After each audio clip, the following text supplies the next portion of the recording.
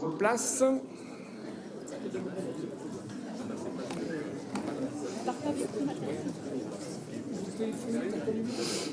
Bonjour, il est 18h15, je déclare la séance du Conseil de communauté ouverte. Je vous propose de désigner Madame Séverine Vic comme secrétaire de séance. Pas d'opposition, je vous en remercie. Je vais maintenant faire procéder à l'appel et demander précisément à Madame Vic d'assurer cette charge. Madame Vic, vous avez la parole. Voilà, je vais vous chercher du regard. À vous. Monsieur Bernard Wesbecker, Madame Martine Arlabos, Monsieur Franck Dersin, Monsieur Francis Bassemont, Madame Karima Benarab, Monsieur Christian Hutin, Monsieur Damien Carême, Monsieur Patrice Vergrit, Monsieur David Bayeul, Madame Isabelle Kerkhoff, Monsieur Bertrand Ringot, Monsieur Léon Devlois, Madame Catherine Verlinde, Monsieur Éric Rommel, Monsieur Sonny Clincard, Madame Monique Bonin, Monsieur Jean-Luc Darcourt, Monsieur André Henbert, Monsieur Jean Decolle, Monsieur Claude Charlemagne, Monsieur Jean-Luc Godblout, Monsieur Roméo Ragazzo, Madame Fabienne Castel, Monsieur Jean-François Montagne, Madame Laïla Neidji, Monsieur Johnny Decoster, Monsieur Jean-Yves Frémont, Monsieur Didier Bicoff, Monsieur Martial Beillard, Monsieur Bernard Monté, Monsieur Yves McClive, Madame Sabrina Kelaf, Monsieur Bernard Faucon, Monsieur Jean-Philippe Titeka, Madame Julie Bécard, Madame Isabelle Marchilly, Madame Isabelle Fernandez, Madame Josiane Algoët, Madame Barbara Bayeul-Rochard, Madame Mélanie Lemaire, Madame Patricia Lessieux, Monsieur Laurent Van Richem, Madame Martine Coudeville, Madame Annette Disselkamp, Monsieur Régis Douillet, Madame Nadia Farissi, Monsieur Guillaume Florent, Monsieur Guy Lécluse, Monsieur Alain Simon, Madame Catherine Serré, Madame Stéphanie Perrenne, Monsieur Yves Panquin, Monsieur Pascal Lequin, Madame Séverine Vic présente, Madame Marjorie Éloi, Madame Alice Varé, Monsieur Frédéric Vanille, Monsieur Michel Tomazek, Monsieur Gérard Gourville, Madame Joëlle Croquet, Madame Claudine Dusselier, Monsieur Olivier Berthe, Madame Nicole Lustre, Monsieur Jean-Christophe Plaquet, Madame Marilyn Vandenbosch, Madame Claudine Barbier, Madame Laetitia Millois, Madame Martine Fortuit, Monsieur Philippe Emery. C'est terminé. Merci Madame Vic. Le quorum est atteint. Nous pouvons donc délibérer. Auparavant, je tiens à vous faire part de quelques informations, comme à l'accoutumée. Tout d'abord, nous avons appris avec tristesse les décès de Monsieur Jo Demoin, ancien entraîneur charismatique du basket club maritime, et de Monsieur Claude Burnod, figure de la résistance de notre littoral et ancien journaliste à La Voix du Nord. En votre nom à tous, j'adresse toutes nos condoléances à leurs proches et à leurs familles. Au plan économique, le Grand Port Maritime a livré son bilan pour l'année 2016. Hausse des investissements, progression de 7% du trafic conteneur, nouvelles implantations industrielles. Les chiffres sont positifs pour notre territoire. Ils sont le fruit d'une mobilisation collective dont nous pouvons nous féliciter. Il y a 2 semaines, j'étais d'ailleurs en Chine, à Fuzhou, en compagnie de Stéphane Raison, directeur du port, Christian Hutin, député, et François Lavallée, président de la Chambre de commerce et d'industrie de la Côte d'Opale, pour faire la promotion de notre port dans les domaines industriels et logistiques. En matière économique également, j'ai eu le plaisir de lancer officiellement la turbine numérique, un dispositif qui permettra à des start-up de notre territoire de se développer. La turbine numérique fonctionnera sous forme d'appel à projets et 4 grands axes ont été retenus: les services à l'industrie, les services liés à l'énergie, les services liés à l'activité portuaire et les services liés à la ville durable et à l'accompagnement des personnes. Dans le domaine de la santé, la Polyclinique de Grande-Synthe a fêté ses 40 ans et le CHD a inauguré sa nouvelle unité de médecine nucléaire équipée d'un TEP-scan et d'une gamma caméra. Ces équipements, qui faciliteront les diagnostics des cancers, notamment ceux liés à l'amiante, étaient attendus depuis très longtemps sur notre littoral. En matière de transport public, nous avons reçu les premières évaluations de la gratuité du bus le week-end. 29% d'augmentation de fréquentation le samedi, 78% le dimanche, et ce, avant même la mise en place du nouveau réseau, les chiffres sont, comme vous pouvez le constater, très positifs. Ils traduisent une évolution historique à Dunkerque vers une mobilité plus durable. Ils correspondent aussi à une restitution de pouvoir d'achat aux ménages de plus de 1,2 million d'euros par an. Comme notre agglomération est suivie par un laboratoire de recherche sur la mise en place de la gratuité du transport collectif, vous verrez également sur vos tables, dans ce petit document, les résultats d'une enquête menée par un jeune chercheur. Vous constaterez notamment parmi les chiffres qui vous sont fournis une baisse de 59% des incivilités dans les bus depuis 2015. Les Cassandres qui nous annonçaient l'effet inverse seront donc rassurés. Dans le domaine culturel, les contours du festival de musique d'agglomération qui se déroulera les 24 et 25 juin prochains sont désormais connus.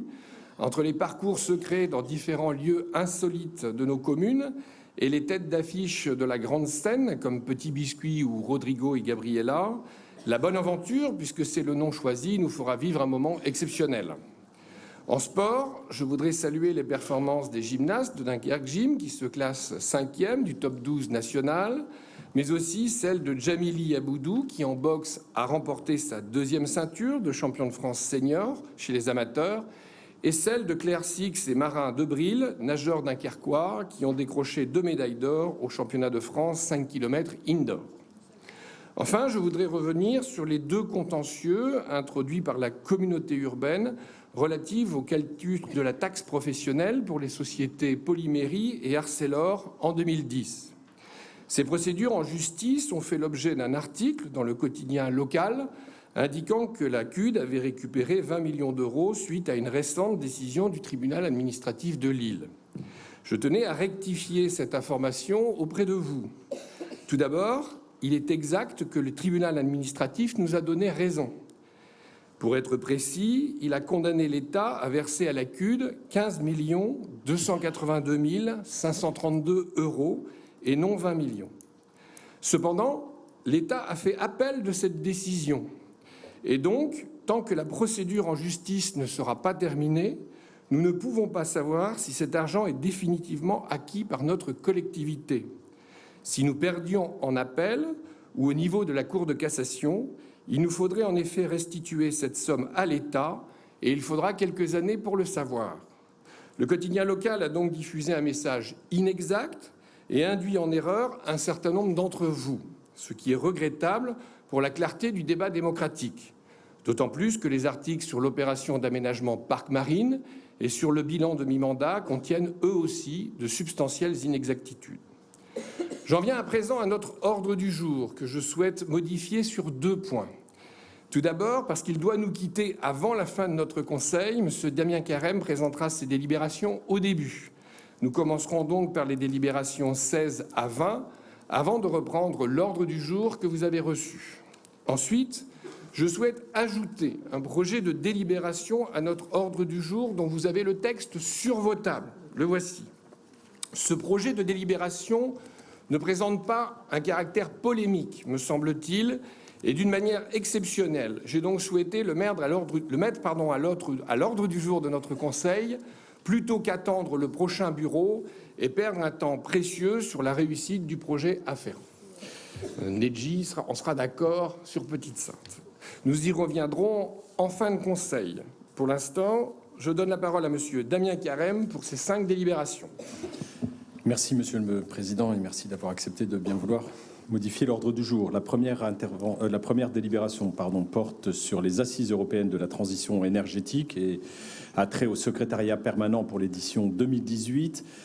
Vous savez que ces assises datent de 1919, et elles sont co-organisées en partenariat avec l'ADEME.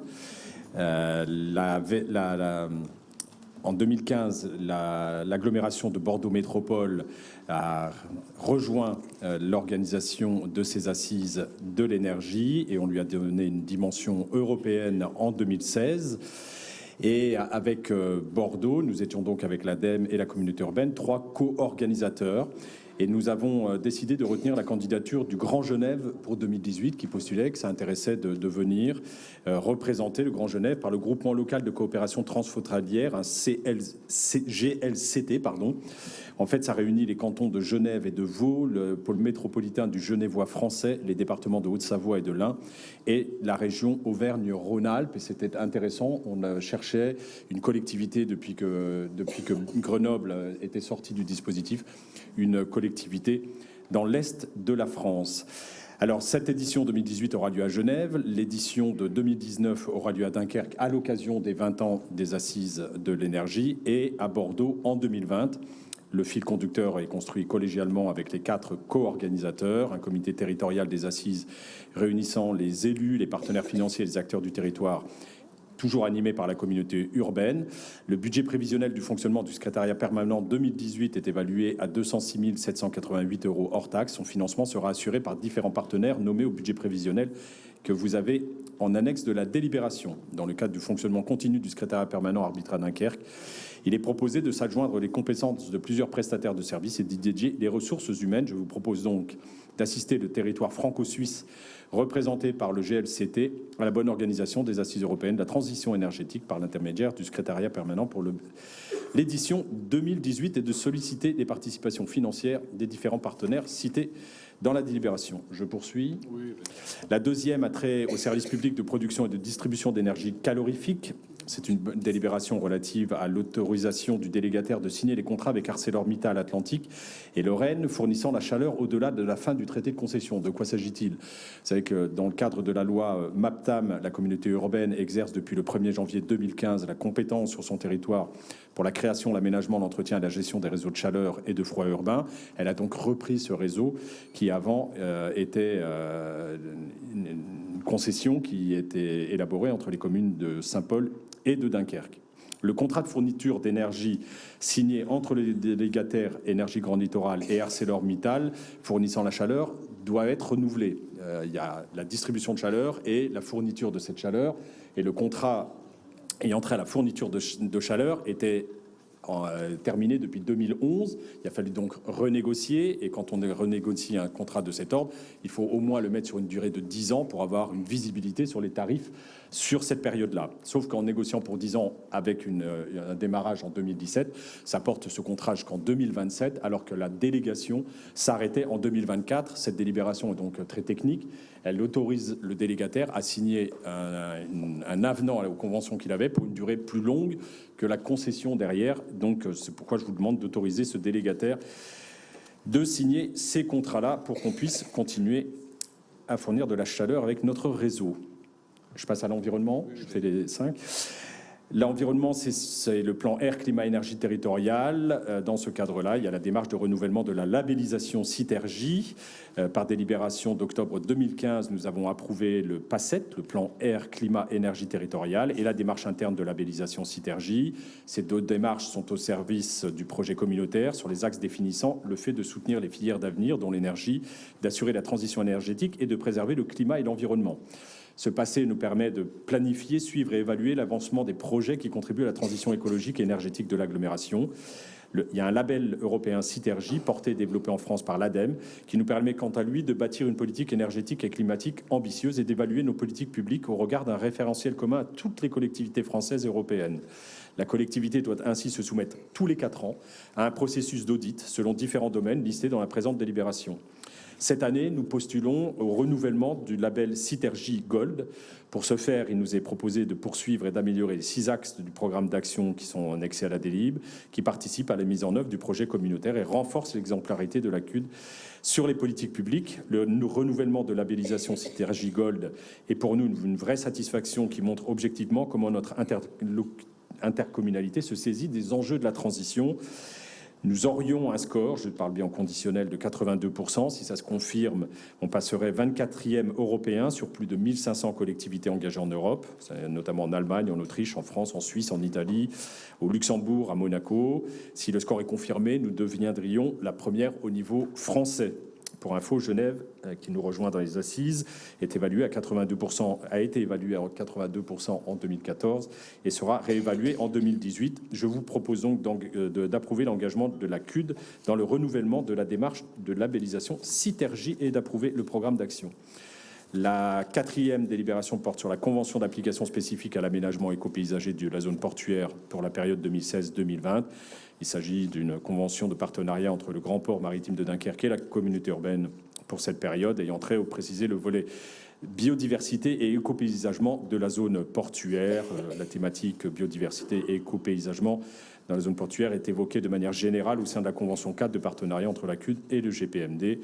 On travaille conjointement à des déclinaisons d'outils respectifs de préservation de la biodiversité des paysages, une stratégie locale de biodiversité pour la CUD et schéma directeur du patrimoine naturel pour le GPMD. Je vous propose donc d'approuver les termes de cette convention. La dernière délibération porte sur l'appel à financement du PMCO dans le cadre de l'animation des PAPI, des programmes d'action de prévention des inondations complets au delta de la A. Depuis 2013, le PAPI d'intention a permis aux acteurs du territoire de définir une stratégie et des actions de gestion intégrée du risque d'inondation labellisé PAPI complet suite à son examen lors de la commission mixte inondation du 14 décembre 2016. Il est porté par le PMCO et afin de financer l'animation et la mise en œuvre des actions transversales concernant l'ensemble du delta de la A.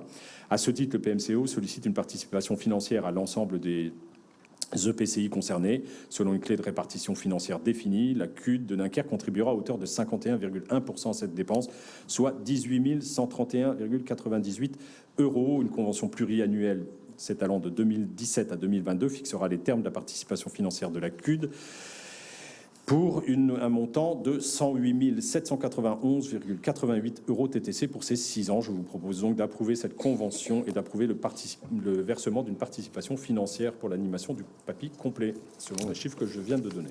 Merci, Monsieur Carême. Des interventions? Non, je vous propose de passer au vote. Délibération numéro 16, qui est contre, qui s'abstient, tout le monde pour. 17 contre, abstention, tout le monde pour. 18 contre, abstention, tous les autres pour. 19 contre, abstention, tout le monde pour. 20 contre, abstention, tous les autres pour. Je vous en remercie. Merci, Monsieur Carême. Comme ça, on va pouvoir vous libérer. Voilà. En planification, Scott, Monsieur Weisbecker, vous avez 3 délibérations. Merci, Monsieur le Président.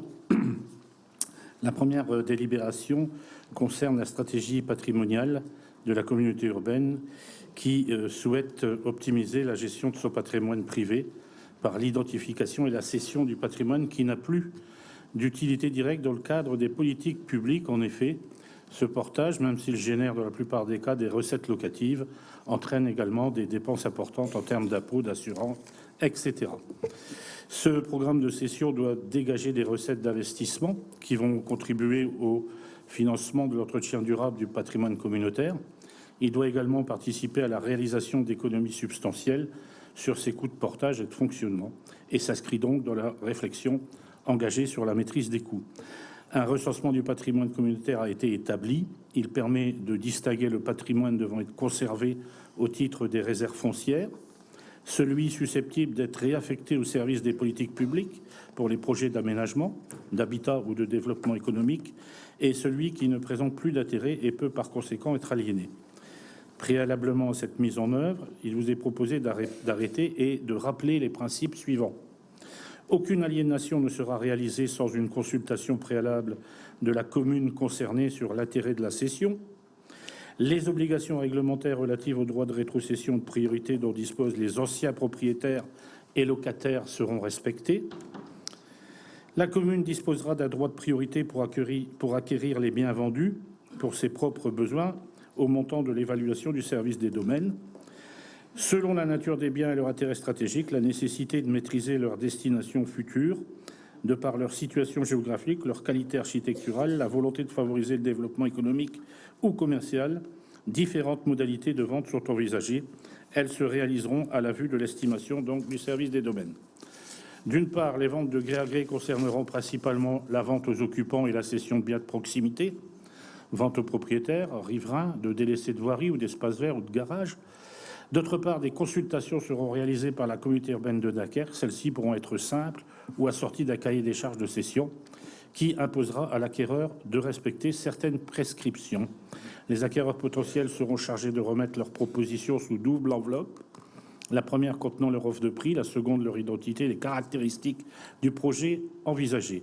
Un comité spécifique sous l'autorité du vice-président sera mis en place pour examiner les propositions et retenir pour chaque bien le futur acquéreur en fonction des critères de classement qui seront préalablement définis.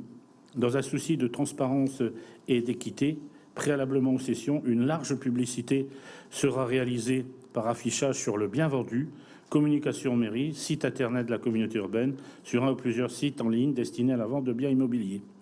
Un programme annuel de cession sera donc établi et une évaluation sera réalisée chaque année. Une première expérimentation de consultation sur un ensemble de patrimoine bâti et non bâti a permis de vérifier la pertinence de la procédure qu'il vous est aujourd'hui proposé d'arrêter. Les tableaux repris en annexe de la présente délibération reprennent le détail de la procédure à mettre en œuvre, les différentes modalités qui peuvent être utilisées en fonction de la typologie de chaque bien et la liste des biens envisagés dans le futur programme annuel de cession. Voici pour la délibération numéro 1. La délibération numéro 2 concerne la 4e procédure de modification du plan d'urbanisme communautaire. En effet, nous nous sommes engagés à faire une procédure de modification tous les ans. Donc nous sommes arrivés à la 4e et celle-ci a pour objet l'adaptation des zones urbaines et l'évolution des documents graphiques, plans de zonage, ainsi que la mise à jour des périmètres d'attente de projets d'aménagement créés en application de l'article L151-41 5e du Code de l'urbanisme. Il convient donc à présent d'approuver la 4e modification de ce plan local d'urbanisme communautaire en intégrant les adaptations mineures nécessaires compte tenu des demandes formulées au cours de l'enquête publique. La 3e délibération concerne le foncier différé. Alors, c'est un dispositif qui a été mis en place par une délibération du 20 juin 2002. Ce dispositif était mis en place sur plusieurs opérations de construction sur Dunkerque et Laune-Plage avec des bailleurs sociaux et a donc permis de soulager la charge de remboursement mensuel des ménages en reportant le remboursement de la valeur du terrain après celui de la construction. C'est ainsi que plusieurs ménages qui n'auraient pu obtenir de financement bancaire ont pu accéder à la propriété. Les parcelles sur lesquelles ont été construits ces logements d'habitation ont fait l'objet de baux emphytéotiques d'une durée de 22 ans. Ces baux étaient cessibles au profit des futurs accédants éligibles au prêt à l'accession sociale et contenaient l'engagement de la communauté urbaine de Dunkerque de leur vendre le terrain d'assiette de chaque construction entre la 18e et la 22e année. Le délai prévu à l'origine pour sécuriser au maximum l'accession et éviter toute opération spéculative. Après plusieurs années d'expérience, il apparaît nécessaire d'assouplir les modalités de mise en œuvre de la levée d'options d'achat et nous vous proposons de permettre désormais à l'acquéreur initial de pouvoir exercer la levée d'options d'achat sur le terrain d'assiette à partir de la 9e année. Dès lors, naturellement, que le futur acquéreur soit éligible au prêt de l'accession sociale. Voilà pour les 3 délibérations, Monsieur le Président. Merci. Des observations? Non. Je vous propose de passer au vote. Délibération numéro 1, qui est contre, qui s'abstient, tout le monde pour. Délibération numéro 2, qui est contre, qui s'abstient, tous les autres pour. 3 contre, abstention, tout le monde pour. Je vous en remercie. Madame Verlane, vous avez une délibération. Merci, Monsieur le Président. Donc effectivement, un dispositif de défiscalisation immobilière, dit Pinel, permet aux investisseurs qui y ont recours de bénéficier d'allégements fiscaux en contrepartie de la location de logements à loyer plafonné. Ce dispositif est accessible de plein droit aux communes situées en zone A et B1 et sous réserve de l'obtention d'une dérogation pour les communes situées en zone B2, ce qui est le cas de presque toutes les communes de la communauté urbaine de Dunkerque. Celle-ci ne peut être accordée que par le préfet après étude d'une série d'indicateurs statistiques. La commune de Tétéghem avait déjà obtenu cette dérogation en 2015. Sa fusion avec la commune de Coudekerque Village, ayant modifié le périmètre communal, nécessite de solliciter une nouvelle demande de dérogation. C'est donc à la CUD compétente en matière d'urbanisme, qu'il revient de porter celle-ci auprès des services préfectoraux. Voilà, Monsieur le Président. Merci. Des observations? Non, je vous propose de passer au vote. Délibération numéro 4, qui est contre, qui s'abstient. Tout le monde pour. Je vous en remercie. Monsieur Hutin, vous avez 6 délibérations. Oui, merci Monsieur le Président. La première concerne la décision modificative numéro 1, qui sont des ajustements assez limités de notre budget 2017 que nous avons voté en décembre, essentiellement liés à un chapitre lié aux subventions et un deuxième aux dépenses d'investissement du budget principal. Sur le budget principal, les dépenses de fonctionnement sont majorées d'1 million d'euros à peu près. Sont essentiellement, je disais, des subventions dont vous avez le détail, essentiellement des subventions pour les associations culturelles à hauteur de 945 000 euros. Une opération d'ordre de la section d'investissement vers celle de fonctionnement pour 50 000 euros pour des appels à projets au titre de l'économie solidaire. Sur le budget principal, les recettes de fonctionnement sont, elles, majorées de 100 000 euros. Ça correspond à des remboursements de charges de personnel, de l'Office du tourisme et aussi des régularisations de TVA. Budget principal également, dépenses d'investissement, elles sont majorées de 2 millions d'euros pour des projets qui sont dans la note que vous avez reçue, qui sont assez nombreux. On ajuste en fonction de l'avancement des projets, ce qui est légitime dans le cadre d'une décision modificative. Le budget principal des recettes d'investissement qui sont majorées d'1,5 million. Il y a une subvention pour la patinoire qui vient du CNDS, je crois que de mémoire c'est à peu près 800 000 euros, et des mouvements d'ordre concernant le programme du parc de la Marine et enfin les cessions de terrain communautaires. Sur les ordures ménagères, peu de choses, hein, ce sont des ajustements simples, 35 000 euros, 90 000 euros. Budget assainissement, exactement la même chose, on est à peu près à 50 000 euros. C'est-à-dire que nous avons bien ciblé dans notre budget principal ce qui devait se passer. Le budget transport, dépenses de fonctionnement majorées d'1,8 million. C'est en raison d'un décalage entre un exercice et l'autre. On n'avait pas les chiffres en décembre et on ne pouvait pas l'intégrer directement au budget que nous avons voté en décembre. Il nous manquait le chiffre, nous l'avons désormais et nous pouvons donc être précis. Le budget transport sont des recettes de fonctionnement. Elles sont diminuées de 6 millions du fait de subventions du département. Ce sont des voiries qui passent du département à la communauté urbaine. Et puis, mais bon, ce sera one shot, ce sera une fois. Nous ne l'aurons pas chaque fois. Le budget transport, recettes d'investissement sont majorées de 6 millions, 3 millions de département pour le projet des cas et le transfert de voiries. C'est ce que je disais tout à l'heure. Je continue, Monsieur le Président? Oui. Alors, la délibération numéro 6 concerne les subventions. Ça a été vu dans chacune des commissions. Vous aviez une première liste de subventions en décembre. C'est la deuxième liste. Chaque vice-président pourra répondre en fonction de la thématique. Admission en non-valeur, très peu de choses. Hein. Sur le BP, ça concerne 10 000 euros. Sur les ordures ménagères, 5 000 euros. Sur l'assainissement, 155 euros. Je crois qu'on peut dire que les habitants du Dunkerquois sont citoyens et on a peu de problèmes en admission de non-valeur et c'est quand même assez remarquable. Et aussi pour aller rechercher ce qui n'est pas payé. Bravo au service. Provision pour charges pour le versement de transport à hauteur de 2 400 000. C'est notre versement transport. La 9, c'est une attribution de compensation pour les mairies. J'ai signé aujourd'hui d'ailleurs les courriers pour l'ensemble des maires afin qu'ils sachent pour leur budget comment ça va se passer et comment se passera l'échéancier du versement. Et enfin, le traitement des déchets, c'est le tarif que nous appliquons, le juste prix qui correspond à ce que ça nous coûte. Voilà, Monsieur le Président. Merci. Des observations? Monsieur Emery?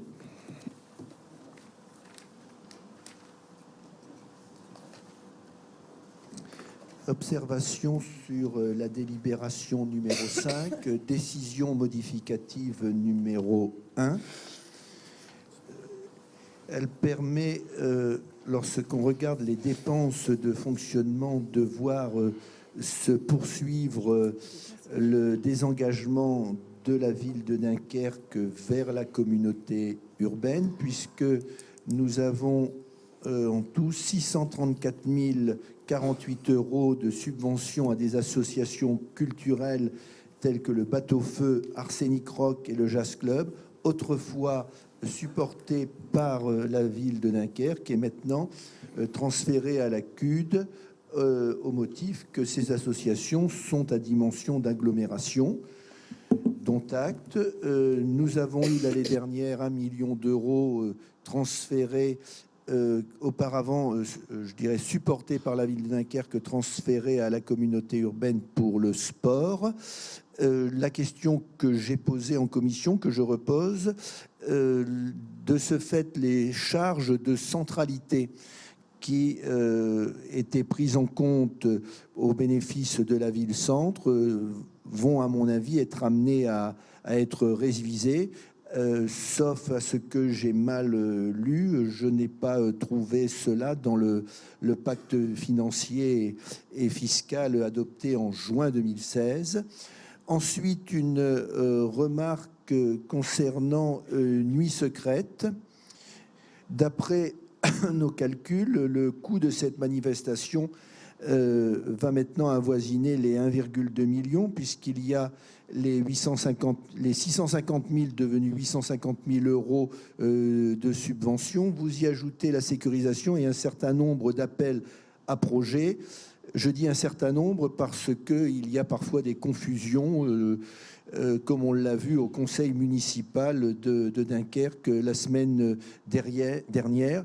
Je m'étonne que la communauté urbaine soit amenée à pouvoir financer 130 000 euros au titre de la sécurisation des manifestations. C'est certes nécessaire et cela fait partie des engagements que vous avez pris, mais combien de brocantes ou de vide-greniers annulés qui sont, eux, réalisés par des associations qui auraient bien besoin d'une aide pour sécuriser leurs manifestations. Donc, il y a une demande qui vous est faite ici, c'est que au prochain conseil de communauté, on nous donne le bilan global de Nuit Secrète et que soient redéfinis les critères qui permettent de sécuriser les manifestations de manière à ce que le plus grand nombre de manifestations en bénéficient sur le territoire communautaire.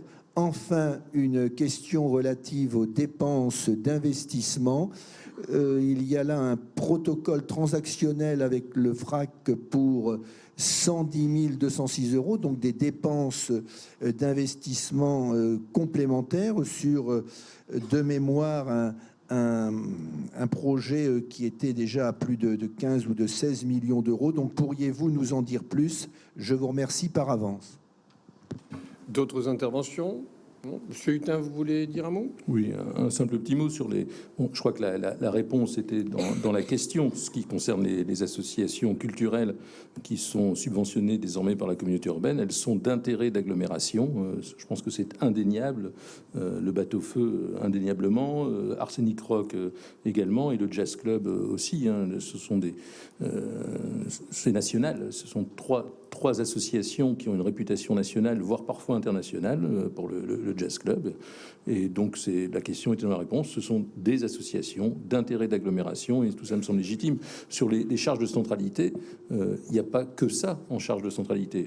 Là, on parlait de la subvention que nous avons touchée de 800 000 euros du CNDS, ce qui n'est pas rien. Ce n'est pas rien du tout. Avoir 800 000 euros par le CNDS aujourd'hui, c'est assez rare. Il faut aller les chercher parce que l'abondement du CNDS au niveau national n'est assuré que par les jeux d'argent, le loto, le tiercé, les jeux en ligne. Et c'est pas aussi important qu'on peut l'imaginer, 800 000 euros. Mais la patinoire, par exemple, c'est aussi d'agglomération, indéniablement. On parlera un jour des piscines. On est en train de parler des piscines. La piscine Polasman est une piscine d'agglomération. Voilà, il y a un certain nombre de choses. Il y a encore beaucoup de charges de centralité d'agglomération. Sur les 500 000 euros qui sont dédiés à la sécurité pour les manifestations. On a 500 000 euros dans notre dotation de solidarité communautaire qui sont consacrés à des choses qu'on considère comme urgence.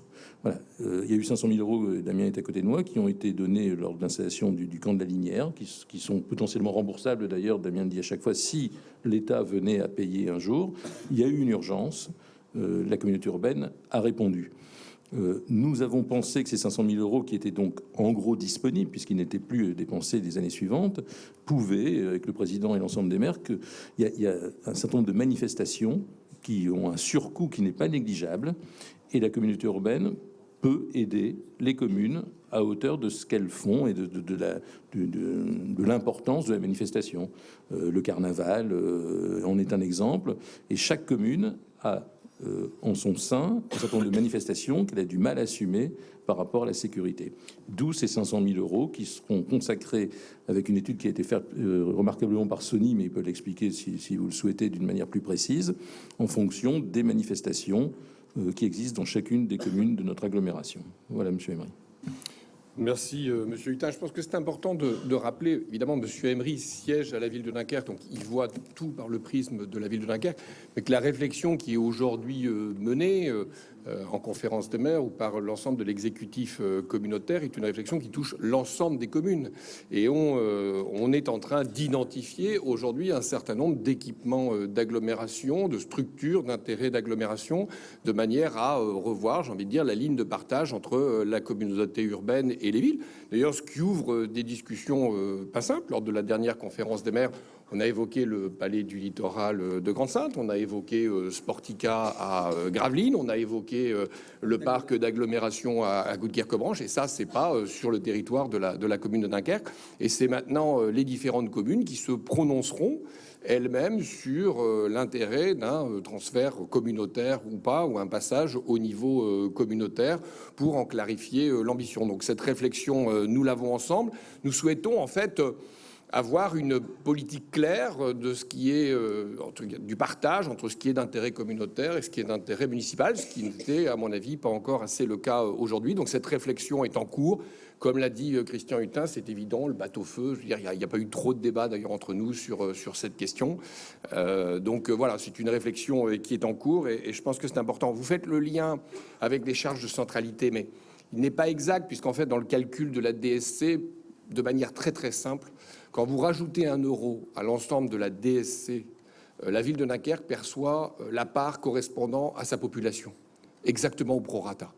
Donc, il n'y a pas d'avantage, en fait, à la ville de Dunkerque. Il y a un fantasme chez vous, comme quoi, quand la communauté urbaine met dans la DSC, la ville de Dunkerque bénéficie plus, elle bénéficie exactement au prorata de sa population. Vous pouvez faire les calculs.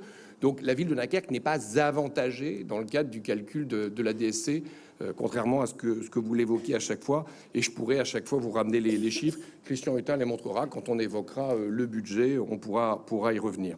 Après, vous parlez aussi des associations qui organisent des petits événements comme les brocantes.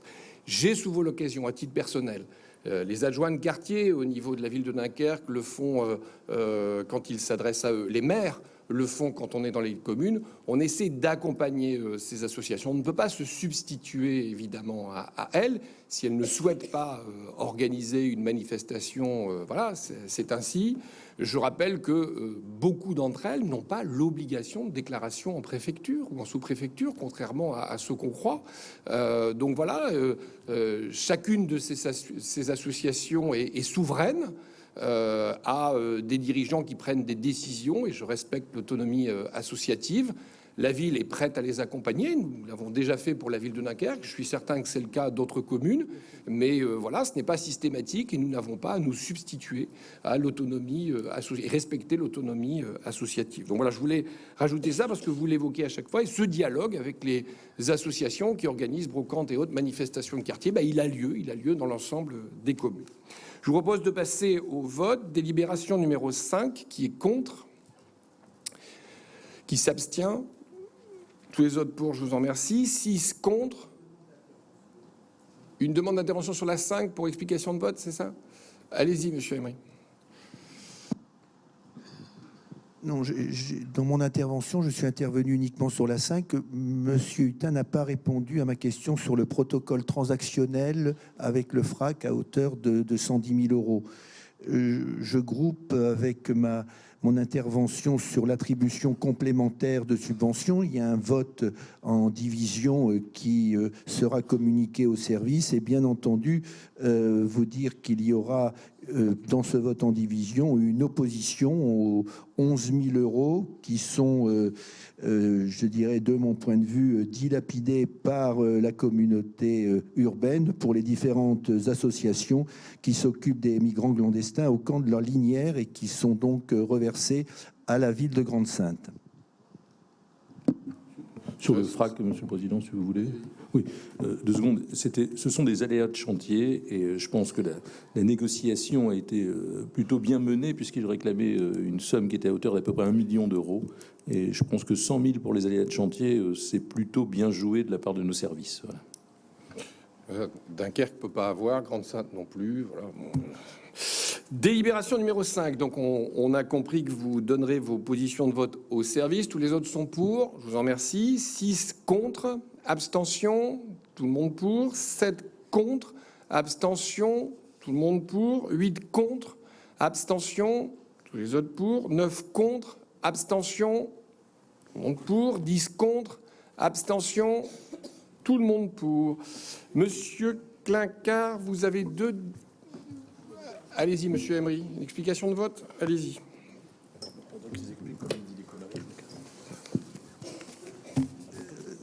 C'est une explication de vote. Alors, je dis ça parce qu'à un moment, je pense que vous avez fait une confusion dans les numéros. Il y a un vote en division uniquement sur la 6, attribution complémentaire de subventions. Oui, j'ai bien compris. D'accord. Oui. Sur la délibération 8, provision pour charge du budget de transport, mise en réserve du versement transport. C'est une demande que j'ai faite à plusieurs reprises, que je renouvelle aujourd'hui.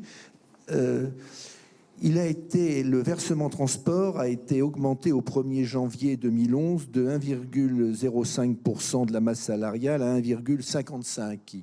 Il est, de mon point de vue, un handicap pour les entreprises et il contribue à nuire à l'attractivité du territoire dunkerquois. Vous avez tous vu ces éléments qui montrent qu'aujourd'hui, la fiscalité des entreprises sur le territoire dunkerquois est la plus élevée de l'ensemble de la région Picardie-Nord-Pas-de-Calais, avec, je crois, 3 676 € par salarié, alors que la moyenne régionale est de 2 500.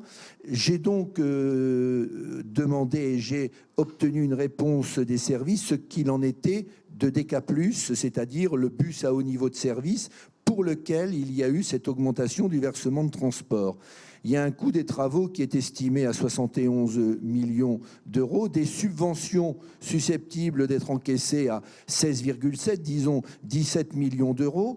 Il nous reste donc 71 moins 17, 54 millions d'euros. Et la provision acquise à ce jour pour le budget transport, avec l'augmentation du versement transport, est déjà de 52 millions d'euros.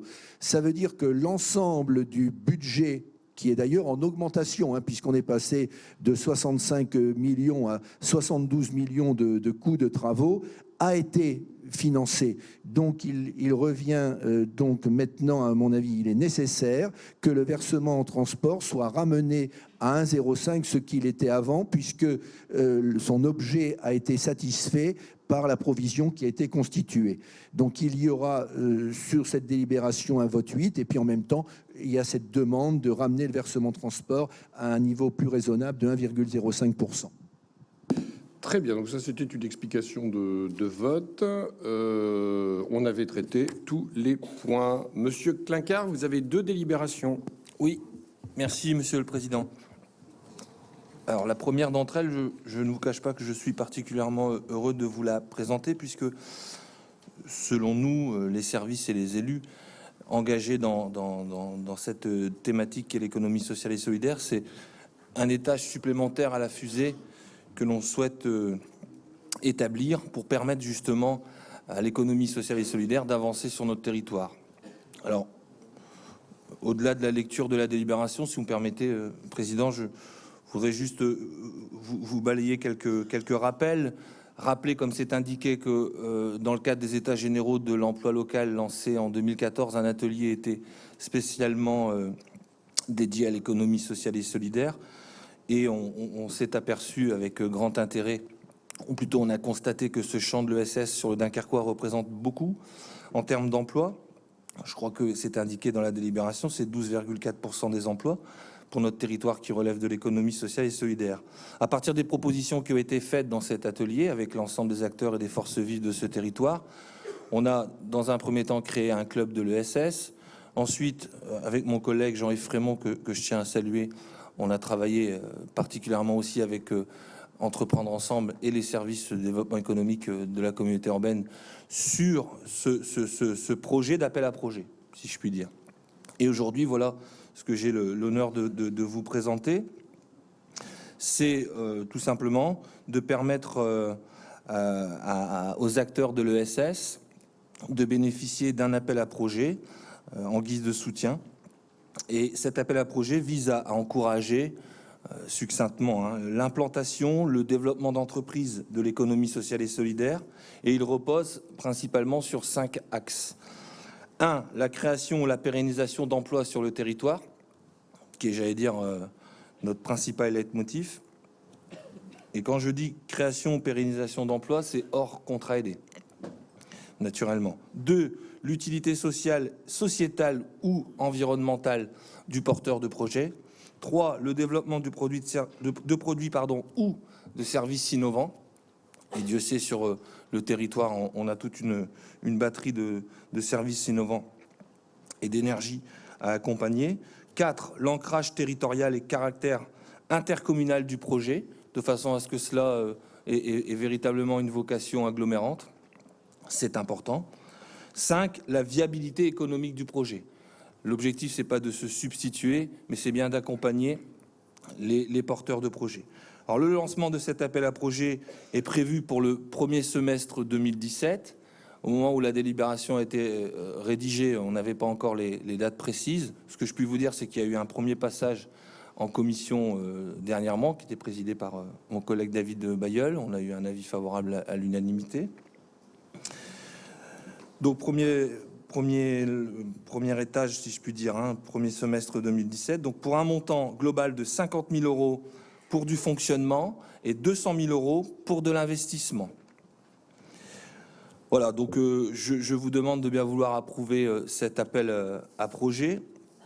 Peut-être vous donner quelques éléments complémentaires sur comment dirais-je, les éléments clés de cet appel à projet. Vous dire que cela s'adresse naturellement aux associations et aux entreprises reconnues d'utilité sociale, qui sont, j'allais dire, estampillées loi Benoît Hamon, qui date de 2014.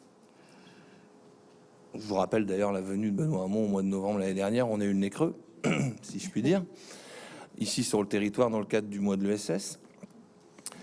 Donc, ces associations et ces entreprises reconnues d'utilité sociale participent naturellement au développement économique local, portent un projet créateur d'emplois sur le territoire et dont le projet répond à un besoin ou propose une innovation, comme je l'ai dit préalablement.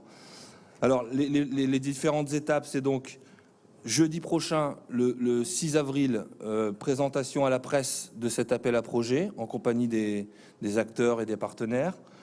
Au mois de mai, je crois que c'est le 11, mais je ne suis pas sûr, on aura une réunion plénière ici même à la communauté avec les structures intéressées par cet appel, et Dieu sait s'ils le sont.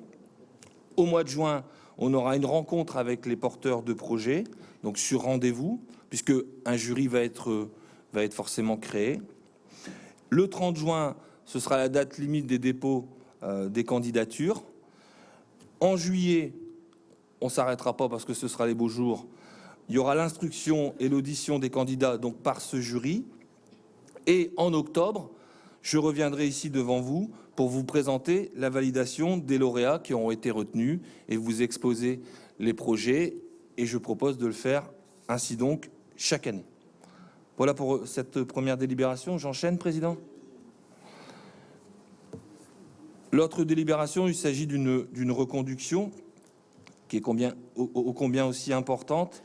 Vous le savez, on a, à la communauté urbaine depuis 2006, permis l'accès des écoliers de notre territoire, qu'ils soient issus du public ou du privé, aux équipements communautaires. Ces équipements communautaires sont désormais 6 avec la halle au sucre. Donc, pour rappel, on a le Palais de l'Univers, cher à notre cher Léon, Palais de l'Univers et des Sciences. On a le musée portuaire de Dunkerque, dont je voudrais vraiment vous inviter à découvrir actuellement une magnifique exposition qui s'appelle Tous Pirates, et qui est dans les murs de ce musée jusqu'au début 2018. On a le parc zoologique, le centre d'information sur le développement durable, le golf et, comme je disais, la halle au sucre. Donc c'est 18 900 élèves qui ont été concernés, ou qui sont concernés plutôt en 2017, pour lesquels les communes sollicitent donc un fonds de concours, je vous rappelle, auprès de la communauté. Donc ce fonds de concours s'établit à 370 000 euros. On a plafonné à 370 000 euros pour les 18 communes concernées en 2017. Voilà, donc je vous propose, Président, et Mesdames et Messieurs, chers collègues, de bien vouloir reconduire cet accompagnement ô combien important pour les écoles, pour les enseignants et pour les enfants de notre territoire. Merci, Monsieur Clincard. Des observations? Non. Monsieur Frémont? Madame Kerkhoff? Allez-y, Madame Kerkhoff, puis Monsieur Frémont. Merci, Monsieur le Président. Je voudrais juste rebondir sur la première délibération de Sony concernant l'ESS et vous informer que pour la 3e fois, si je ne dis pas de bêtises, nous faisons l'objet d'un très bel article dans le magazine Maire de France et cela concerne Écomérie. Donc notre petite start-up que nous avons accompagnée depuis déjà pas mal de temps continue d'essaimer un peu partout. Ils sont d'ailleurs sur le salon en Île-de-France. Et donc je tenais à souligner, parce que pour une fois qu'il y a des choses positives, Monsieur le Président, je pense qu'on peut le dire. Et ça fait partie de l'économie circulaire, sociale et solidaire, et ça fait partie de tous nos projets dans le cadre des EGL. Merci, Madame Kerkhoff. Monsieur Frémont? Merci, Monsieur le Président. Alors, on va faire un deuxième rebond, si vous le voulez bien. Ça concerne effectivement cette délibération 11. Je ne vais pas adresser une satisfaction particulière à mon camarade Sony, qui fait un excellent boulot. Il a eu la gentillesse de m'y associer, mais je sais que c'est lui qui pilote ce travail-là. Moi, je suis intéressé sur cette délibération par un sujet en particulier. C'est que l'ESS, on a tendance à oublier parfois que c'est un domaine dans lequel on trouve à la fois des mutuelles, on trouve des entreprises ou des structures de territoire qui travaillent sur des volets d'utilité sociale, et puis on y trouve aussi des structures de l'insertion par l'activité économique, les SIAE, et on a un champ très très large. On a une particularité sur notre territoire qui est d'avoir pas mal de structures, mais aussi d'avoir d'énormes trous dans la raquette. Le travail qui est mené au travers de cette délibération et qui met en exergue à la fois le club de l'ESS et les accompagnements à projet ont vocation justement à montrer comment on peut densifier ces structures et puis les accompagner vers du développement économique. C'est le premier enjeu qu'on s'était mis sur le club de l'ESS, c'est de faire en sorte que des structures se mettent en synergie, qu'elles travaillent ensemble et qu'elles arrivent à développer de l'économie à l'endroit où la finance publique est de plus en plus difficile à obtenir pour eux. Donc je pense que c'est quelque chose qui est assez remarquable. Et puis c'est un outil dont il faut redire aussi, ça n'est pas mentionné dans la délibération, mais c'est un outil qui est complètement articulé avec l'outil de développement économique du territoire qui est la turbine et qui va accueillir en son sein également l'accompagnement des structures de l'ESS. Voilà, merci. Merci. Je propose de passer au vote. Délibération numéro 11, qui est contre, qui s'abstient. Tous les autres pour, je vous en remercie. 12 contre, abstention. Tout le monde est pour. Monsieur Bailleul, vous avez une délibération. Merci, Monsieur le Président. Une délibération dans le cadre des États généraux de l'emploi local. D'ailleurs, en parlant des États généraux de l'emploi local, ça n'est pas le sujet immédiat de ma délibération de ce soir, mais je tiens à vous informer que les nombreuses avances remboursables, les nombreuses aides aux entreprises que vous avez octroyées depuis le début du mandat, qui correspondent environ à 2 400 000 euros, un peu plus, ont généré plus de 11 millions d'euros d'investissement privé. Vous avez compris que le dispositif que vous votez à chaque fois, on est le facteur déclenchant. Souvent, sans nous, le plan de financement ne peut pas se faire. Toutes ces aides, aujourd'hui, on a un retour dessus. Sur les 3 premières années, c'est plus de 11 millions d'euros d'investissement privé qui ont été réinjectés directement dans notre économie locale. Et dans quelques mois, je pourrais vous détailler exactement combien ces 11 millions d'euros d'investissement se sont traduits par des emplois nouveaux pour les Dunkerquois grâce à notre action ici. Et ça, c'est du concret, c'est les États généraux de l'emploi. Tout aussi concret, le remboursement des dépenses liées aux ateliers linguistiques. Ça y est, Nous avons lancé cette opération il y a plus d'1 an dans des communes tests, les communes tests étant la ville de Dunkerque, la ville de Brédune et la ville de Coudekerque-Branche. L'idée étant bien évidemment d'améliorer le dispositif à l'ensemble des communes. C'est ce qui est fait depuis la rentrée de septembre dernier. Mais comme la communauté urbaine, bien sûr, fonctionne avec le retour et le pointage de chacune des communes, nous réglons aujourd'hui par cette délibération le remboursement pour l'année précédente. C'est pour ça que vous voyez apparaître dans votre délibération seulement 3 communes. Nombre de maires autour de cette table désormais bénéficient des ateliers linguistiques. Mais ceux qu'on rembourse aujourd'hui, c'est ceux des 3 communes tests de l'an dernier. Évidemment, comme vous avez voté pour le principe général des ateliers linguistiques, je ne doute pas un seul instant que vous voterez pour le remboursement des dépenses. Voilà, je vous remercie. Merci. Des interventions? Monsieur Panquin. Merci, Monsieur le Président. Le groupe Rassemblement Républicain pour le littoral en mouvement est bien sûr tout à fait favorable à cette délibération et se félicite de l'organisation mise en place par la CUD pour favoriser la sensibilisation aux langues vivantes dans les écoles maternelles et primaires de notre agglomération. En effet, au printemps 2015, parmi les différents axes définis lors des États généraux de l'emploi local, il y avait ce projet de développer l'enseignement des langues vivantes, notamment le néerlandais, dans nos écoles. La maîtrise du néerlandais et de l'anglais est un atout dans la quête d'un emploi dans notre bassin au vu de sa situation géographique. Et on sait aussi que la maîtrise d'une langue vivante est facilitée si son apprentissage commence dès le plus jeune âge. C'est la raison pour laquelle cette sensibilisation au néerlandais ou à l'anglais est proposée dès la maternelle, et ce jusqu'au CM2, dans le cadre des activités périscolaires. Pour l'année 2015-2016, comme l'a dit M. Bailleul, donc 3 communes ont participé à cette expérimentation. Ça représentait environ 450 enfants. Cette année, ce sont 10 communes qui, depuis septembre, se sont inscrites dans ce dispositif. Et à ce jour, plus de 1500 élèves ont bénéficié de cette sensibilisation, 1203 précisément pour la ville de Dunkerque. Et tout porte à croire que ce nombre va encore augmenter à la rentrée 2017. Les intervenants sont recrutés soit par les communes, soit par la CUD, soit par la Maison de l'Europe, et ce dans le cadre d'ateliers qui durent environ 1 heure, 1h30, avec des groupes de 10 à 14 enfants. Les retours que nous avons sont très positifs. Certes, il ne s'agit que d'un éveil, d'une sensibilisation au néerlandais ou à l'anglais, mais c'est une petite graine qui doit pouvoir se développer sur le temps scolaire, surtout si on arrive à faire mieux en ce qui concerne le lien entre les activités périscolaires et les activités purement scolaires, le lien entre les collectivités locales et l'éducation nationale. Nous voterons donc pour cette délibération qui donne aux communes concernées les moyens pour mener à bien cette expérimentation. Merci, Monsieur Panquin. Effectivement, c'est très important. Et c'est vrai que l'articulation avec l'éducation nationale doit se faire. Elle devrait se faire d'ailleurs mieux. Je pense que c'est un enjeu pour notre territoire que de réussir un meilleur apprentissage des langues. Merci, Monsieur Bailleul. Merci, Monsieur Panquin, pour cet éclairage. Donc, délibération numéro 13, qui est contre, qui s'abstient. Tout le monde est pour. Je vous en remercie. Monsieur Bassemont, vous avez une délibération.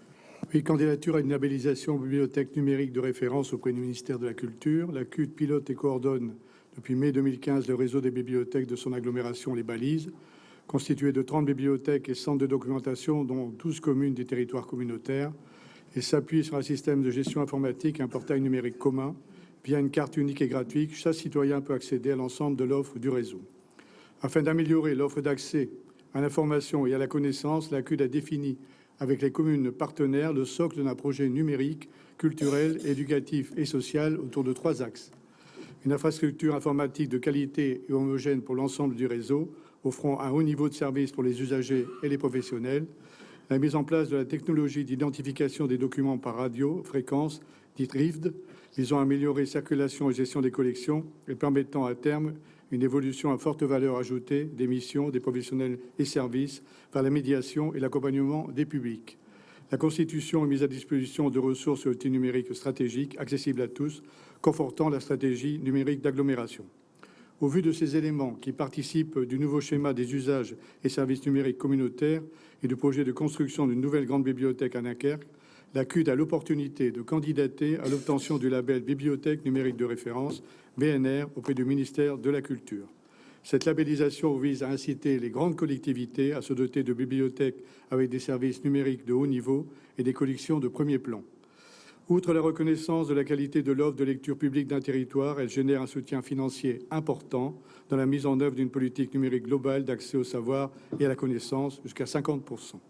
Le coût de ce projet, dont la CUD propose d'assurer la maîtrise d'ouvrage, est estimé à 1,87 million d'euros en investissement. Il est susceptible de bénéficier de financement de l'État et du département. Il est ainsi proposé d'approuver le principe de mise en œuvre d'une stratégie de développement numérique du réseau des bibliothèques Les Balises, de s'engager à financer les moyens et la mise en œuvre du projet numérique, culturel, éducatif et social et à inscrire les crédits nécessaires au budget, de candidater auprès du ministère de la Culture pour une labellisation BNR, d'autoriser Monsieur le Président à solliciter toutes les subventions et à signer tous les actes utiles pour l'avancement de ce dossier. La Commission a donné un avis favorable à cette délibération. Merci, Monsieur Bassemont. Des interventions? Non. Très bien, je vous propose de passer au vote. Délibération numéro 14, qui est contre, qui s'abstient. Tout le monde pour. Je vous en remercie. Madame Benarab, vous avez une délibération. Alors, par délibération, le 3 novembre 2016 du Conseil de communauté, il y a une reconduction pour 2017 de l'appel à projet dans le domaine des coopérations européennes et internationales. L'appel à projet 2017 a pour priorité la mobilité des jeunes à l'Europe et à l'international, articulée autour d'axes Europe, Méditerranée et international pour une enveloppe budgétaire de 60 000 €.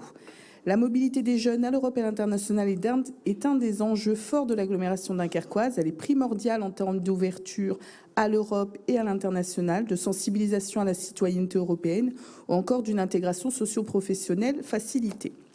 14 projets ont été déposés pour un montant total de demande de subvention à la communauté urbaine de Dunkerque de 79 000 €. 13 projets ont été auditionnés au mois de janvier. À la suite de ces auditions, il est proposé de retenir et de soutenir financièrement 12 projets répondant aux critères établis dans le règlement de l'appel à projet. Il est à noter que ce financement contribue à la mobilité de plus de 80 jeunes du territoire. Il vous est proposé de décider d'attribuer une subvention aux 12 structures lauréates de l'appel à projet 2017. Coopération européenne et internationale, conformément au règlement de ce dernier, au tableau récapitulatif qui sont joints à la délibération. Le montant total des subventions ainsi attribuées est de 50 500 €. Merci. Des interventions? Non. Je vous propose de passer au vote. Contre? Abstention? Tous les autres pour. Je vous en remercie. Monsieur Ringot, vous avez une délibération. Merci, Monsieur le Président. Chers collègues, il s'agit d'intégrer notre règlement d'assainissement collectif, règlement communautaire voté en 2004, les évolutions législatives et réglementaires entrées en vigueur postérieurement, à savoir la loi de simplification et d'amélioration de la qualité du droit du 17 mai 2011, l'arrêté du 21 juillet 2015 renforçant la surveillance des rejets en milieu naturel, notamment des substances dangereuses pour l'eau, enfin la loi de finances du 14 mars 2012 avec la création de la participation pour le financement d'assainissement collectif. Je vous propose donc d'approuver ce nouveau règlement d'assainissement collectif détaillé en commission et d'autoriser Monsieur le Président à l'actualiser. Je vous remercie. Merci, Monsieur Ringot. Des interventions? Non. Qui est contre? Qui s'abstient? Tous les autres pour. Je vous en remercie. Madame Arlabos, vous avez une délibération. Merci, Monsieur le Président. À l'initiative de nombreux élus, la CUD a souhaité impulser une nouvelle dynamique en créant un fonds d'amorçage handisport pour le développement du sport adapté et de l'handisport. Ainsi, le Conseil de communauté du 26 novembre 2015 a voté la création du fonds d'amorçage de 15 000 € pour une année.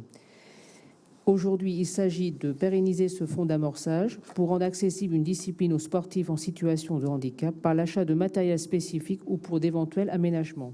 Sachant que la première délibération s'est éteinte fin 2016, je souhaite conforter cette démarche en décidant de poursuivre l'action du fonds d'amorçage au handisport. Merci. Merci. Des interventions? Qui est contre? Qui s'abstient? Tout le monde pour. Je vous en remercie. Monsieur Rommel, vous avez 3 délibérations. Oui, merci, Monsieur le Président. Donc, la première concerne la mise à disposition d'un service qui existe à la communauté urbaine de Dunkerque depuis quelques années dans le domaine de la topographie du système d'information géographique. Donc, dans un souci de rationalisation des coûts, la CUD décide de mettre son service à disposition des communes membres de leur établissement public qui le souhaiteraient. Donc une signature d'une convention de mise à disposition sera écrite avec 2 modalités de paiement, soit des travaux réalisés en régie, donc selon le coût de revient d'usage des services de la CUD, soit les travaux commandés aux prestataires selon les prix du marché. Donc je vous demande d'autoriser la mise à disposition du service de topographique auprès des communes de la communauté urbaine de Dunkerque. Le point suivant est la création d'un service commun pour la maintenance des véhicules entre la ville de Dunkerque et la communauté urbaine de Dunkerque. C'est toujours dans le cadre de mutualisation des services et dans le souci de bonne organisation et d'optimisation, la ville de Dunkerque et la communauté urbaine de Dunkerque se sont rapprochées afin d'envisager la mise en commun de leurs services garage. Plusieurs objectifs sont poursuivis dans cette démarche: optimiser l'organisation interne du garage, maîtriser les charges fixes et pérenniser et valoriser les savoir-faire. Cette création est prévue par schéma de mutualisation. Elle doit également permettre à terme aux autres communes du territoire de s'associer à la démarche, soit en adhérant ultérieurement au service commun, soit en bénéficiant de prestations. Donc les missions du service commun, c'est bien sûr l'entretien et la maintenance des poids lourds, des véhicules légers et lourds, le dépannage des véhicules et des petits matériels, la facturation et le suivi de dossiers, le conseil en termes d'acquisition de véhicules et de solutions d'entretien. Donc le coût de fonctionnement du service commun a fait l'objet d'une évaluation entre la communauté urbaine de Dunkerque et la ville de Dunkerque, et le coût global sera fixé à 2 732 625 €. Et à la date de mise en œuvre du service commun, l'imputation sur l'attribution de compensation de la ville de Dunkerque est arrêtée à la somme de 464 367 €. Or, bien sûr, les charges variables pour une année pleine, soit 26% des charges fixes et 13% des charges amorties. 10 agents en provenance de la ville de Dunkerque seront transférés de plein droit à la communauté urbaine de Dunkerque, sachant que déjà 24 agents exercent déjà leurs fonctions à la communauté urbaine de Dunkerque, auxquels s'ajoute un poste vacant et un personnel en sureffectif. Donc, en conséquence, une actualisation du tableau des effectifs de la communauté urbaine de Dunkerque sera nécessaire, et les postes suivants devront être pourvus, transformés, créés ou fermés, c'est-à-dire un poste de comptable, 2 postes de réceptionnaire, la fermeture de poste de secrétariat et un poste de chef d'équipe.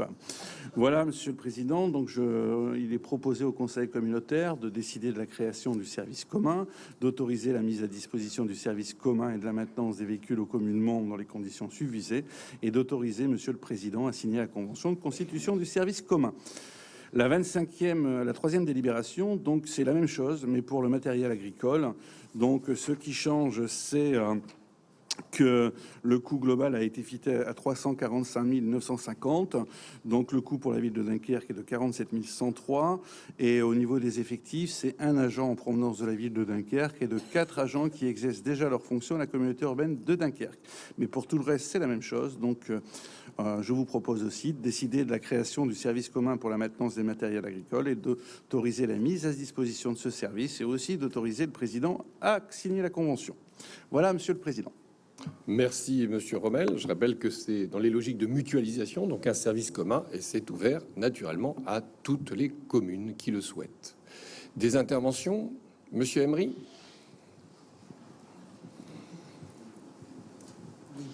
Pouvez-vous nous dire, ce service commun pour la maintenance des véhicules, quel sera le nombre de véhicules qui seront entretenus, réparés? J'ai posé la même question à la ville de Dunkerque. Alors, j'ai eu qu'une réponse partielle. Aujourd'hui, nous avons 518 véhicules assurés. Donc, je ne sais pas, peut-être que certains sont en location ou en leasing. Donc, il faudrait savoir combien il y en a en entretien, et de la même manière, combien de véhicules de la CUD. Ça donnerait, je pense, une idée intéressante de savoir le nombre de véhicules qui seront entretenus par ce service. Merci de votre réponse, si vous pouvez me la donner. Je peux la donner. Ah bah, parfaitement. Donc, il y a environ 600 véhicules qui seront donc suivis par ce service commun. Donc, à peu près moitié-moitié, 300 véhicules lourds et 300 véhicules légers. Donc, je sais pas, est-ce que la réponse suffit? Bah, je pense, oui, tout à fait. Très bien. Pas d'autres interventions? Non. C'est une très bonne démarche. Ça permet notamment de mutualiser l'investissement, qui soit utile à la fois pour les communes et pour la communauté urbaine. Je passe donc au vote. Délibération numéro 23, qui est contre, qui s'abstient, tout le monde pour, 24 contre, Abstention, tout le monde pour. 25 contre. Abstention, tout le monde pour. Monsieur Dersin, vous avez 4 délibérations. Oui, tout à fait. Toutes les 4 concernent le mot escale, puisque la première donc vous expose que la communauté urbaine de Dunkerque a présenté le 31 janvier 2017 une candidature pour l'accueil en 2020 d'une escale de grands voiliers, candidature qui a été déposée auprès de Sail Training International, STI, structure britannique organisatrice chaque année de la Tall Ships Race. Le dossier déposé doit faire l'objet d'un examen par STI, donc la présente délibération ne sera mise en œuvre, je le précise bien, que si la candidature de Dunkerque est retenue. Le principe est l'organisation pour l'été 2020 donc d'une escale de grands voiliers, ce qui nous pousse donc à passer un contrat avec Sail Training International sur une base de 137 000 livres. Au prix où la livre baisse en ce moment, c'est plutôt une bonne affaire. Et donc de vous dire que nous mettrons rapidement, si nous sommes choisis, une organisation de conduite de projets polyvalentes qui permettra de répondre aux multiples enjeux de cette manifestation. Je veux dire par là que nous rechercherons des subventions, du mécénat et du sponsoring. Autre délibération, donc, c'est l'exploitation de l'Escale, mais là c'est l'ancienne auberge de jeunesse qui s'appelle l'Escale. Donc le 26, il s'agit là donc du rapport d'activité 2014. Le 26 novembre 2015, je rappelle un peu à tout le monde que le Conseil communautaire a décidé au regard des difficultés d'exploitation rencontrées par la FJ de modifier le terme du contrat et de lancer une nouvelle procédure de délégation donc de service public. Cette procédure est en cours. On en parlera tout à l'heure. Mais en attendant, donc, la FJ nous remet son rapport 2014 et ensuite 2015, qui fait apparaître donc pour 2014 que 25 935 nuitées ont été enregistrées. Le taux moyen d'occupation, 40,61%, a été en baisse de 4%. Donc une baisse de fréquentation importante due à des annulations de séjour de centres aérés. Le résultat de l'exploitation donc s'établit en conséquence à moins 167 002 pour l'année 2014. Je demande donc de prendre acte de ce rapport 2014. Le rapport 2015, lui, fait apparaître 29 084 nuitées. Donc le taux moyen d'occupation là est de 46,92, donc il remonte. Toutefois, les charges d'exploitation demeurent supérieures aux recettes et le résultat d'exploitation s'établit cette année-là à moins 128 713 €. Je vous demande là aussi de prendre acte de ce rapport d'activité pour 2015. Enfin, toujours donc pour l'Escale, le choix donc du délégataire, de nouveaux délégataires donc pour l'auberge de jeunesse. Donc je rappelle que l'Escale, propriété de la CUD, est exploitée donc depuis son ouverture en 2011 par la FJ. Cet équipement, donc la CHQE labellisé Tourisme et Handicap, comprend 86 chambres, un restaurant de 100 couverts, 3 salles de réunion, une salle récréative, des locaux d'accueil, un parking fermé. Donc à l'issue des négociations, il apparaît que l'offre d'Artes Découverte et Vacances a répondu aux attentes de la communauté urbaine et offre donc les garanties nécessaires à la bonne réalisation de la mission. Donc je vous demande d'approuver le choix d'Artes et de fixer le terme du contrat annuel avec la FJ au 1er juillet 2017. Date d'entrée en vigueur du nouveau contrat qui prévoit, je le précise, la reprise du personnel de l'ancien délégataire. Et c'est un contrat pour 10 ans. Voilà, Monsieur le Président. Merci. Des interventions sur ces délibérations. Monsieur Emery, Monsieur Gourville. Oui, sur la délibération numéro 26, le projet d'accueil à Dunkerque en 2020 d'une escale de grands voiliers. Cela fait plusieurs années que nous réclamons qu'une escale de grands voiliers soit organisée à Dunkerque, que je dirais donc enfin. Nous avions en mémoire des chiffres, des montants de l'ordre de 500 à 700 000 euros. Il faudrait pouvoir nous préciser quel a été le coût de ce qui a été organisé pendant l'année capitale de la culture. Voilà, donc question sur ce coût qui nous semble élevé, même si sur le principe, nous pensons que c'est une bonne chose. Monsieur Gourville.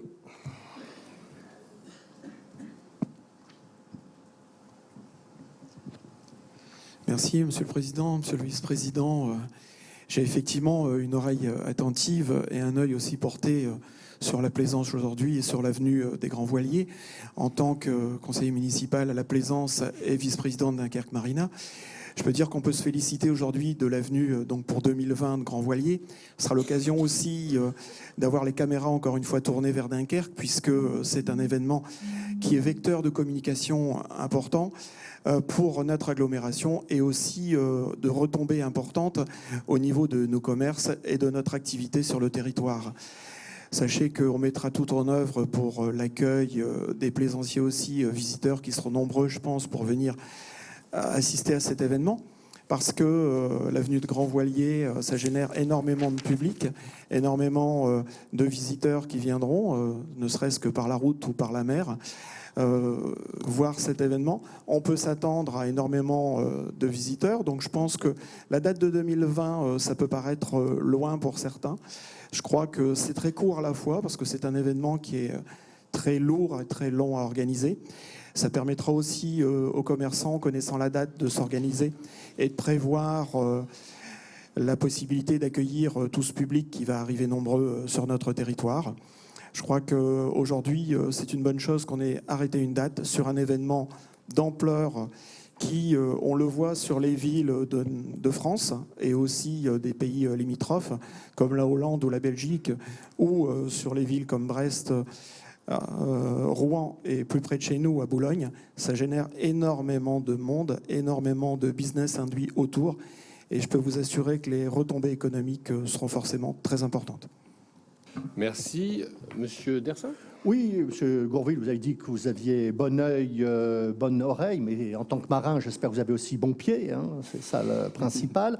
Écoutez, merci, effectivement, et c'est une partie de la réponse que je ferai à Monsieur Emery, parce que Monsieur Emery en a rêvé et la communauté urbaine va le faire. Ça, c'est une très bonne chose. On fait pas toujours, hein. Le coût total, c'est 1 700 000 euros. Alors, ça peut paraître effectivement élevé, mais les retombées pour l'économie sont colossales. Et je le précise, nous avons décidé aussi de rechercher du sponsoring, des subventions, de manière à minimiser le coût pris en charge par la communauté urbaine. Alors, dans ce coût, évidemment, tout est induit, hein, y compris le personnel, le matériel mis à disposition. Voilà. Mais je pense que le jeu en vaut la chandelle. Merci. Je vous propose de passer au vote. Délibération numéro 26. Qui est contre? Qui s'abstient? Tout le monde pour. Je vous en remercie. A priori, les délibérations 27 et 28 ne nécessitent pas de vote. Il s'agissait de prendre acte des rapports annuels. Je passe donc à la délibération numéro 29. Qui est contre? Qui s'abstient? Tous les autres pour. Je vous en remercie. En administration générale, nous avons une délibération concernant le PMCO, le pôle métropolitain de la Côte d'Opale. Lors de sa séance du 26 janvier 2017, le comité syndical du PMCO a décidé à l'unanimité de modifier ses statuts. Cette modification statutaire, dont le détail est joint en annexe de la délibération, est la conséquence des fusions de communautés d'agglomération de Saint-Omer avec les communautés de communes autour, c'est-à-dire celles de la Morinie, de Fauquemberg et du Pays d'Air. Aussi la création de la communauté d'agglomération des 2B en Montreuilois et celle de la communauté de communes Pays d'Opale. À la suite de cette modification, le nombre de représentants de la communauté urbaine passe de 16 à 17, soit un représentant supplémentaire qu'il convient de désigner aujourd'hui. Pour mémoire, nos 16 représentants actuels sont, outre moi-même, Frédéric Vanny, David Bayeul, Damien Carême, Bertrand Ringot, Bernard Faucon, Franck Dersin, Johnny de Coster, Monique Bonin, Karima Benarab, Alice Varé, Marjorie Yellois, Christian Hutin, Éric Rommel, Bernard Weisbecker et Guy Lécluse. En application de l'article L2121-21 du CGCT, je vous propose de ne pas procéder au scrutin secret pour la désignation de ce représentant supplémentaire. Si tout le monde en est d'accord, on pourrait faire effectivement un vote à main levée. Qui est contre ? Je vous en remercie. J'ai reçu la candidature de Madame Séverine Vic. Y a-t-il d'autres candidats ? Monsieur Emery, vous êtes candidat ? Très bien. Je propose donc un vote à main levée. Qui vote pour Monsieur Emery ? Qui vote pour Madame Vic ? Très bien. Madame Vic, félicitations. Vous êtes élue au comité syndical du pôle métropolitain de la Côte d'Opale.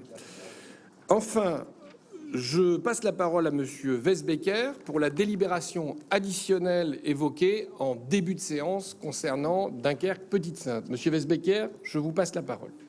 Merci, Monsieur le Président. Et bien, sur la commune de Dunkerque, dans le secteur Petite-Sainte, du côté de quartier Saint-Nicolas, il existe une parcelle cadastrée, section 460 AH numéro 637, sur laquelle un programme immobilier dans le cadre de l'opération de renouvellement urbain serait prévu. L'emprise de la parcelle était non clôturée et ouverte au public et à usage de parking, son statut était considéré comme relevant du domaine public. Afin de réintégrer cette emprise dans le domaine privé communautaire et de permettre sa cession à un opérateur de logement, il avait été procédé à son déclassement pour une surface de 1409 m² par une délibération de bureau en date du 8 novembre 2016. Pour autant, il ressort de l'article L. 2141-1 du Code général de la propriété des personnes publiques que seuls les biens d'une personne publique qui ne sont plus affectés à un service public ou à l'usage direct du public peuvent être déclassés du domaine public, de sorte que la délibération doit constater cette désaffection matérielle. Pour assurer une totale sécurité juridique de la procédure, il est donc proposé de confirmer le déclassement du domaine public de la parcelle après avoir expressément constaté sa désaffection. Voilà, Monsieur le Président. Merci, Monsieur Weisbecker. Vous voyez, c'est une délibération plutôt technique. Y a-t-il des interventions ? Non. Qui est contre ? Qui s'abstient ? Je vous en remercie. Vous avez reçu la liste des décisions prises en application de l'article L5211-10 du CGCT. Conformément au dispositif juridique, les explications que vous pourriez solliciter vous seront apportées par écrit. Y a-t-il des observations ? Pas d'observation. Je vous en remercie. J'ai reçu 2 projets de motion de la part de Monsieur Emery. Vous les avez sur vos tables. Souhaitez-vous des explications complémentaires de la part de Monsieur Emery? Qui le souhaite? Personne? Très bien, mais je vous propose de passer au vote. Qui est pour approuver ces projets de motion? Le projet de motion, tout d'abord. Qui est pour l'approuver? Très bien. Qui s'abstient? Les autres sont contre, il est donc rejeté. Pour le vœu, qui est pour approuver le vœu? Qui s'abstient? Il est donc rejeté. Nous en avons terminé avec notre conseil et le prochain devrait se tenir le 22 juin prochain. Bonne soirée à toutes et à tous.